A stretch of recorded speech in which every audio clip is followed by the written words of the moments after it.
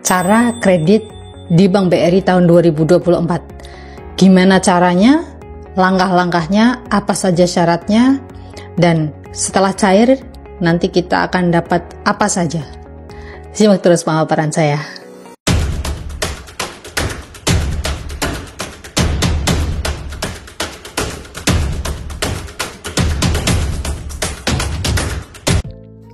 Hai semuanya, Assalamualaikum warahmatullahi wabarakatuh. Apa kabar teman-teman semuanya? Nah, di kesempatan kali ini sudah di bulan Juni nih. Bulan Juni, Juli, Agustus, September, Oktober, November, 5 bulan lagi. 5 bulan lagi pengajuan kredit di BRI akan ditutup, baik itu KUR, Kuperdes ataupun Kupra. Nah, bagi teman-teman yang belum sama sekali mengajukan pinjaman di Bank BRI atau kredit di Bank BRI, nah, simak video saya ini dengan lengkap sampai akhir agar teman-teman tidak salah paham dan juga cepat di ACC nih untuk pinjamannya. Nah, saya akan membahas tentang kredit. Bagaimana sih cara kredit di Bank BRI? Nah, cara kredit di Bank BRI atau cara pinjam uang di Bank BRI itu ada dua cara teman-teman. Teman-teman bisa cara online ataupun dengan cara offline. Sekarang saya akan membahas cara offline dulu ya. Untuk teman-teman bisa mengajukan pinjaman atau kredit di Bank BRI, gimana sih caranya kalau teman-teman mengajukan kredit pinjaman BRI secara offline? Yang pertama, nanti teman-teman harus datang dahulu ke kantor BRI di mana teman-teman ini akan mengajukan pinjaman tentu saja. Nah, kalau letak kantor cabang BRI ada di mana saja? Seperti teman-teman ketahui bersama, Bank BRI ini adalah Bank Rakyat Indonesia, di mana di setiap penjuru atau pelosok ini ada kantor cabangnya. Teruntuk kantor cabang utama, kantor cabang pembantu, dan BRI unit. Nah, ketiga tier dari kantor cabang BRI ini bisa menjadi tempat teman-teman untuk mengajukan kredit di Bank BRI tahun 2024. Saya akan bahas melalui kantor cabang utama dulu ya. Di kantor cabang utama BRI, teman-teman bisa mengajukan kredit BRI, kredit pinjaman BRI, itu retail ya. Retail ini di atas 100 juta teman-teman. Bagi teman-teman pengusaha kecil menengah ke bawah, jangan mengajukan pinjaman di kantor cabang utama Bank BRI karena nanti akan dilempar ke BRI unit yang ketiga ini. Kemudian ya, yang di kredit retail ini untuk teman-teman dari menengah ke atas seperti pabrik, kemudian toserba dan lain-lain bisa mengajukan kredit pinjaman di BRI lewat kantor cabang utama. Kemudian kantor cabang pembantu dan kantor cabang unit. Nah, apa bedanya teman-teman mengajukan kredit di kantor cabang pembantu dan kantor cabang unit? Nah, teman-teman yang mengajukan kredit BRI di kantor cabang pembantu dan BRI unit sama saja, dikarenakan dua-duanya ini kredit mikro dan juga mikro untuk kredit unit dan juga KCP. Nah, tapi kalau untuk KCP ini ada kredit retail tapi tidak terlalu banyak. Tapi banyaknya mereka mengerjakan kredit mikro. Nah, bebas tuh teman-teman memilih apakah teman-teman mau di kantor BRI KCP ataupun kantor BRI unit. Terserah teman-teman ya, pengen milih yang mana. Nah, kemudian teman-teman, untuk teman-teman nanti bisa mengajukan kredit BRI itu harus melalui tahap dan syarat-syarat yang harus teman-teman lewati dulu ya. Selain tadi memilih kantor BRI mana yang akan teman-teman itu ajukan, syarat yang selanjutnya adalah di mana saya bisa mengajukan kredit BRI ini, apakah di tempat usaha saya ataupun di domisili. Jadi teman-teman, ada dua versi untuk teman-teman bisa mengajukan kredit di BRI tahun 2024 ini. Yang pertama, sesuai KTP. Nah, sesuai KTP ini di mana teman-teman tempat tinggal mengajukan bisa, atau sesuai dengan lokasi usaha. Karena biasanya ada juga nih orang yang usahanya ini di luar tempat domisili KTP ya. Ada dua.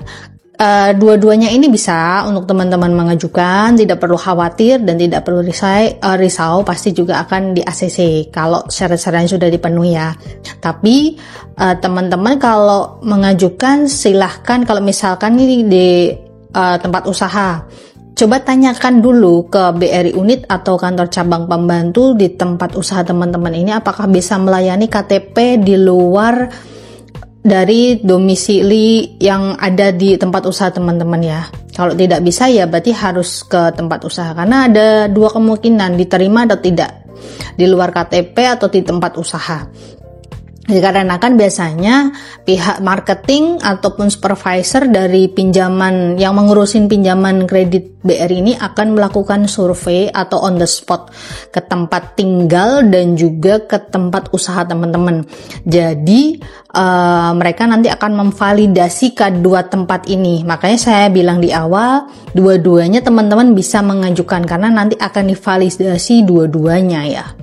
Kemudian untuk teman-teman yang mungkin berdomisili dan tempat usahanya itu di satu tempat yang sama sesuai KTP ya, maka tidak ada keraguan lagi untuk teman-teman bisa mengajukan kredit pinjaman di BRI tahun 2024 di lokasi di mana teman-teman tinggal. Kalau di kecamatan itu pasti ada kecamatannya itu ada.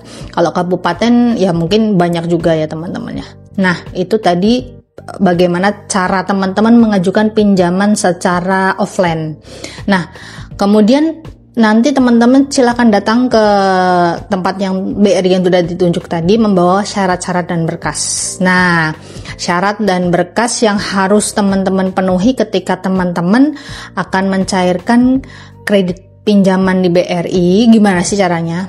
Cara yang pertama, selain datang tadi ke tempat BRI, yang kedua persyaratan. Persyaratan ini umum ya teman-teman ya, sudah saya banyak sebutkan seperti KTP, kemudian ada surat nikah, kalau belum menikah nanti melampirkan surat keterangan belum menikah, kemudian nanti ada kartu keluarga atau KK, kemudian nanti ada surat izin usaha, kemudian nanti ada juga jaminan. Jaminan ini jangan yang asli ya, difotokopi dulu, dilampirkan ke map untuk teman-teman ajukan, jangan aslinya karena nanti bisa kesingsal. Karena ingat, yang mengajukan pinjaman ini, yang mengajukan kredit pinjaman tidak hanya teman-teman, banyak sekali warga negara atau masyarakat Indonesia yang mengajukan kredit pinjaman di Bank BRI.